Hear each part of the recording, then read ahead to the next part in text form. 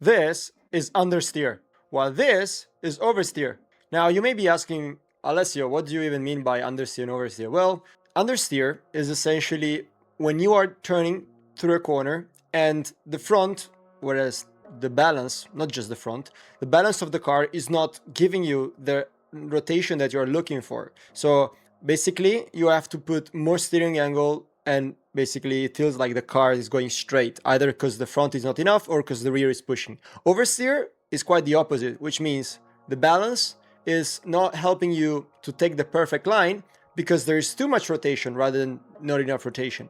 And as you can see from the example here to the left, our driver here in question, look at the steering wheel. It's like that. It's pointing in the other direction. So the corner is here, but he's pointing there. All right. In our driver in this other example, we have a lot of steering angle. Okay. So he's pointing a lot to the inside of the corner.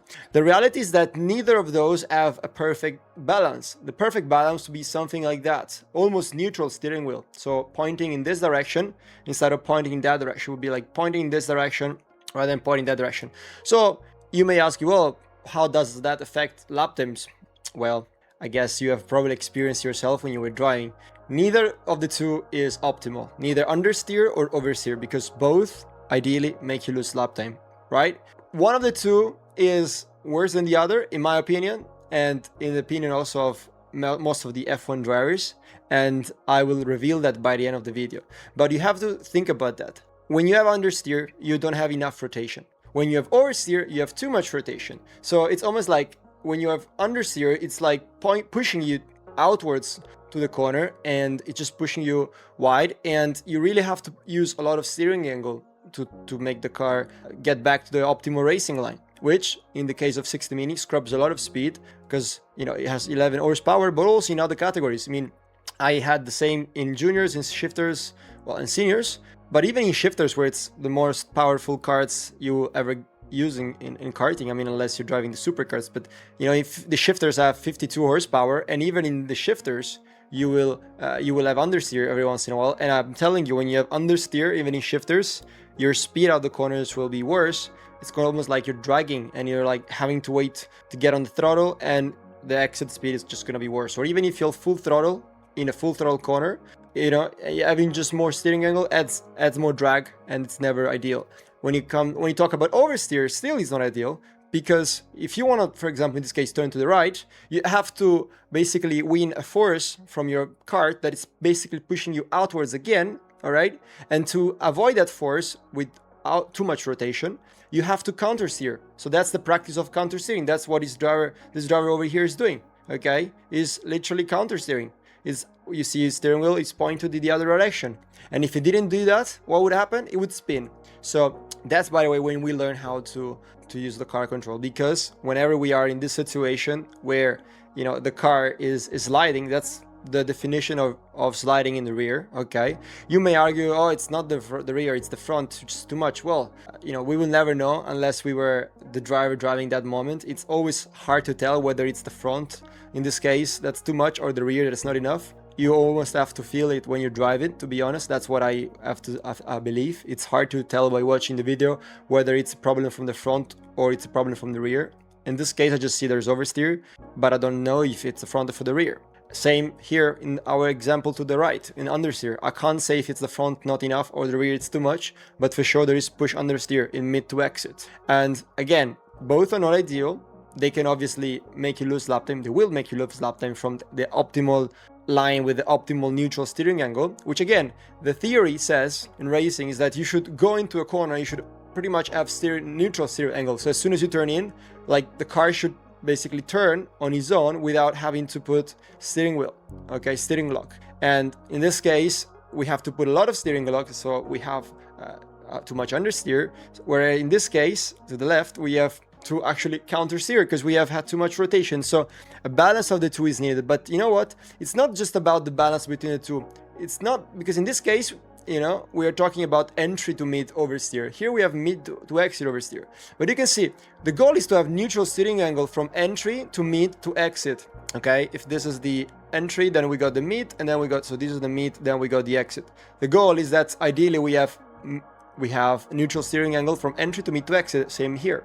Okay, it's not just on the entry or just on the mid corner or just on the exit. That's the goal, really. You want to have neutral entry, mid to exit. The point is that you may not have understeer or oversteer just due to the kart setup. Most of the times, it's the driver who's inducing oversteer or the driver who's inducing understeer.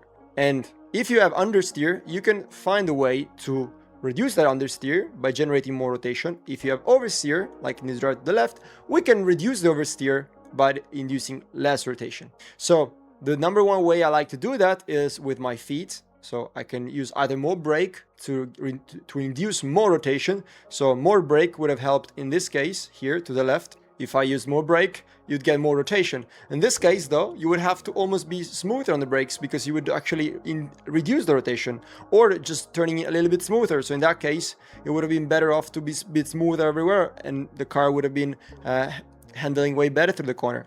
Now, I know it's not ideal to go into a corner not braking hard because of the kart, but you get my point. What I'm just saying is that you can all the time induce more understeer or induce more oversteer based on the setup of the kart. And that's what F1 drivers are able to do, and what ideally you can learn how to do too. But, and there's a big but, there's one of the two that F1 drivers prefer, and the goats of motor racing prefer, especially even, not just between F1, not just like F1 drivers. There's some F1 drivers who are just one level above, and those are drivers like, well, I don't want to ruin your F1 hero dream, but the reality is that, I mean, Max Verstappen, Michael Schumacher, and Ayrton Senna are those who took this to the extreme, and that is controlling oversteer. And they are famous for driving with a car that is super pointy, super precise, and has a lot of rotation, which sometimes becomes oversteer. Yes, obviously, when you have a lot of rotation in your car, whether the front is very precise or whether the rear is quite loose, you always end up in scenarios where at some point you get oversteer and it's more unpredictable to drive. That's, by the way, why, you know, it's this one to the left here, oversteer, it's way harder to drive than this one to the right. Okay, this one is easier because it's so much more predictable. Think about when you drive road cars, is it oversteer like that, the car, the way it's set up, or it's understeer? No, it's understeer. Already, if you think about it, the steer ratio of a road car is 15:1 on average. So for every 15 degrees of steering angle, you have 1 degree of tires from the wheels turning by 1 degree. So there's a 15:1 ratio, whereas in karting it's 1:1. So 1 degree of steering angle equals 1 degree of turning from the wheels. Okay, so it's so much difference from anyways. But the point being is that you can have a setup which is very oversteer or a setup which is very understeer, depending on many things, on the weight distribution, the stiffness, you know, on the geometry of the front, etc. Okay, there's so many things you can induce with setup. But the thing, I'm not talking about setup today. The goal is that you understand that there's two types of balances: understeer or oversteer. And after you have identified it, okay, is it on the front or is it on the rear? And that's what the driver should feel, by the way. But as I was saying, is that those goats of motor racing like Verstappen, Schumacher, or Senna are so famous for driving with such pointy and aggressive cars in terms of rotation. And, you know, the teammates couldn't really drive their setup, their car. I mean, Alex Albon was famous to say in an interview that it was struggling so much to drive with the same setup as Max because it is set up so pointy that it's so difficult to drive that car, and it's just so easy to make mistakes, and so you don't feel confident to push the limits because you're always afraid to go in the wall, crash out, and just look like a fool when you do so. And I understand that, because honestly, I understand that it's not easy when you go through 300 kilometers an hour in a street circuit and you're like, oh, the car is gonna suddenly lose and snap into oversteer. Because there's two ways about oversteer. There is controlled oversteer, where there's like a controlled nice slide, and then there is snap oversteer. You don't like snap oversteer. Like snap oversteer is quite it's quite upsetting, because whenever you have snap oversteer, it's quite unpredictable. But when it's controlled, it's fast. But if you ask me which of the two setups is faster, for sure this one is faster. Even though it's more hard to control, but this is definitely faster. The oversteer setup is faster, because if you're able to control the over rotation and the oversteer, you're gonna carry way more mid speed. Because the problem about understeer is that you can't really control it. I mean, yeah, you can rotate the car a bit more, as I said like 5 minutes ago. You can rotate a bit more by holding the brakes a bit harder and stopping the car more efficiently on the brakes, and that's gonna generate a bit more weight transfer to the front and a little bit more down, and that's gonna generate a bit more rotation, which is always nice if you have understeer. But the reality is that you can do only a little extent, like only a certain extent, then the car is still gonna understeer. And that's obviously whenever it's understeer, you have to wait in the mid corner to rotate, because if you go early on the gas, it's actually gonna be worse. It's gonna push you out. So the only thing you have to do in the middle of the corner after you have tried to rotate on the entry with the brakes is to just wait for the car to rotate. And yes, you can say I can lean out. Well, yeah, if you lean out, you generate a little bit of rotation. I agree with you.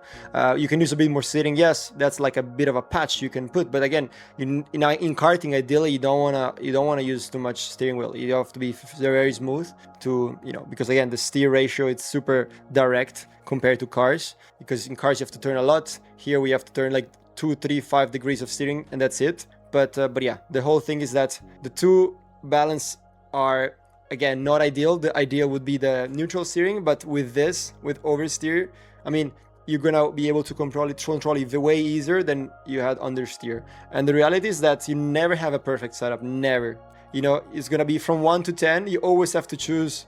Okay, so 1 to 10, I always prefer a 1 to 10 oversteer than a 1 to 10 understeer, but like every day of my life, because a 1 to 10 understeer, it's gonna be, again, not fast in the middle of the corners most of the times, and I want to 10 oversteer. Maybe I can't have the maximum stability to attack the entry as I want to, but in the mid exit I know that with quite a bit of rotation I will always be faster than an understeer setup. So this one beats this one every day, in my opinion, and also according to the goats on motorsport. Otherwise they wouldn't be used to driving but again, it starts from an early age, and if you expect to learn how to drive an oversteer in a high rotation kart when you are 20, 25 years old, that's too late. That's why, again, drivers like Verstappen, they probably got used to it when they were in karts. I mean, probably Yossi's dad taught him how to drive a very oversteer kart, and from that on, it just liked driving oversteer cars, and that's why he just wants to keep driving an oversteer car, because I'm pretty sure that he realized himself that it's faster.